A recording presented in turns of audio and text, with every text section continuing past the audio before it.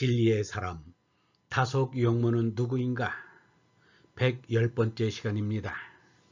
오늘은 언제나 무릎 꿇고 앉았다. 언제나 무릎 꿇고 앉았다 라는 제목으로 말씀드리겠습니다. 석가는 가부좌로 인생의 오의를 깨달았다면 유형문은 정좌로 인생의 진수를 깨달았습니다. 석가는 일어서거나 걸어다니지 않으면 가부좌를 하였듯이 유형문은 일어서거나 걸어다니지 않으면 언제나 정좌를 하였습니다. 유형문은 말하기를 앉아있는 부처의 모습은 참에 가까운 상입니다. 인도에서는 앉는 것을 귀하게 여깁니다.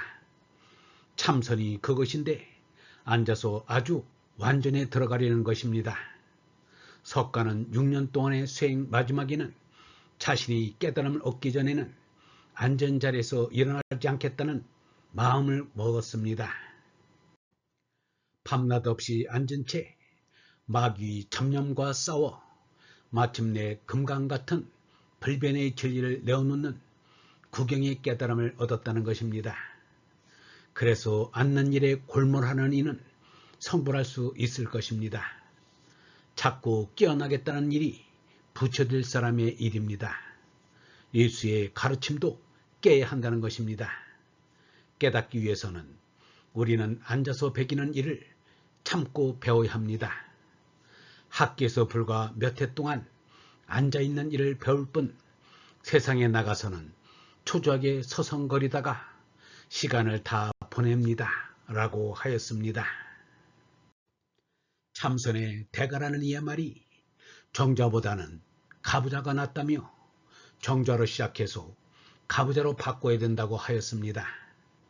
가부좌는 피라미드형이라 단전에 저절로 힘이 모여 중심이 잡힌다고 하였습니다. 그런데 유형문의 정좌법은 좀 다릅니다.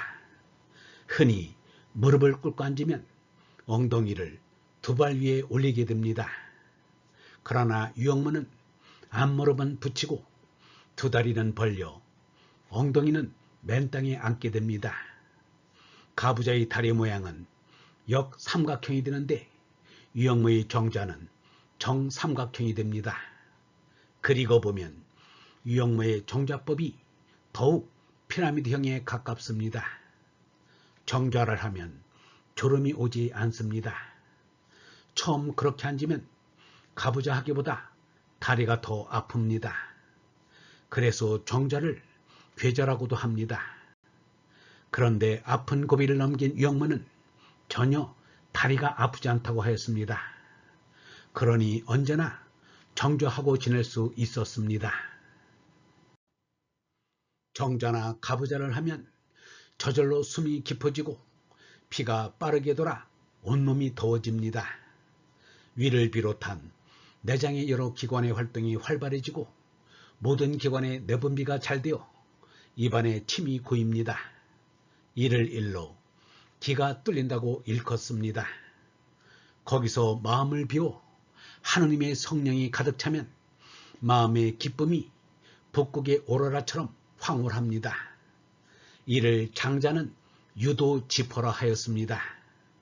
그러면 짜증도 불안도 두려움도 깨끗이 사라지고 몸과 마음이 상쾌합니다. 이것이 기도요 참선입니다. 이것이 소주천이요 대주천일 것입니다. 유형문은 말하기를 나는 기도, 찬송, 성경 해석은 안 합니다. 그런데 요새 나는 참선 기도를 합니다. 라고 하였습니다. 교회식의 예배는 안 보고 예수나 석가처럼 혼자서 참선 기도를 한다는 말입니다. 그리하여 참선 기도하는 동안에 내 마음속에 그리스도가 태어나고 부처가 오는 것을 체험하였습니다. 유형문은 말하기를 내 가슴에 순간순간 그리스도가 탄생해야 하고 끊임없이 성불해야 합니다. 라고 하였습니다. 기도하고 참선하는 것은 바로 이것입니다. 내 마음속에 그리스도가 나고 부처가 오지 않았다면 그 기도와 참선은 쭉정이 기도요 쭉정이 참선입니다.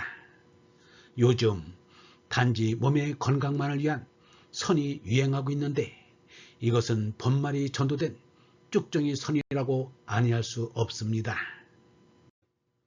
유영모가 무릎 꿇고 기도 참선만 하는 것이 아닙니다. 손님을 맞을 때나 책을 읽을 때나 식사를 할 때나 언제나 무릎 꿇고 지냈습니다. 유영모의 괴자는 이것만으로도 훌륭한 수행이었습니다. 언제나 하느님 아버지를 모시고 사는 천부시아의 삶이었습니다. 그러므로 마음이 풀어지고 몸이 놀아나는 일이 있을 수 없었습니다. 유영모는 언제나 긴장하면서 살아야 한다고 말하였습니다. 세상에는 늘 가는 게 없습니다. 그러나 늘 가는 것을 구합니다. 사람이 한때는 지성을 할 수 있지만 늘 끊기지 않게는 잘 안됩니다. 지성과 열성이 우리 속에 조금씩은 있습니다. 그러나 곧 없어져 이완돼 버립니다. 마음이 이완되기에 무엇에 끌려갑니다. 유한을 잘못 쓰면 죄악이지만 유한한 시간을 팽팽한 긴장으로 보낸다면 영구히 후회하지 않습니다. 게으르게 멍청하게 있다가 어디 가서 말을 하래도 머리가 멍해져 말 한마디 못하는 그런 지경에 가서는 안 됩니다. 이것이야말로 죄악입니다. 유영모는 88살 때부터 기억력이 흐려졌는데도 무릎 꿇고 있는 것은 변함이 없었습니다. 잣나무 널번 위에 무릎 꿇고 오뚜기 인형처럼 앉아있는 모습이 곧 쓰러질 것만 같아 편히 앉으시든지 누우시라고 하면 괜찮아요 라고 하면서 그대로 앉아 있었습니다.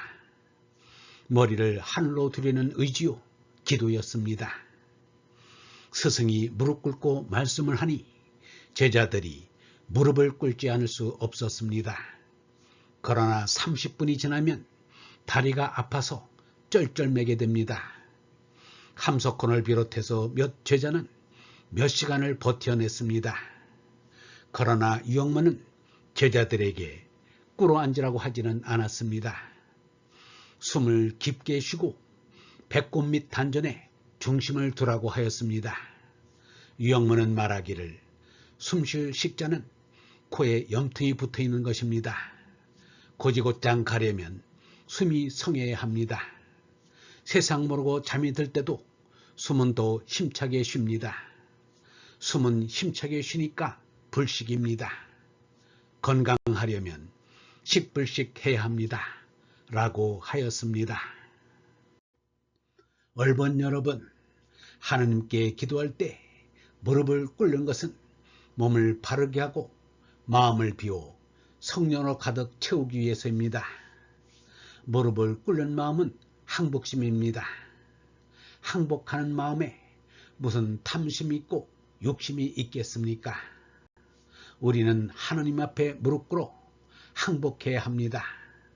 항복하는 마음이 텅 빈 마음이요 청정한 마음입니다.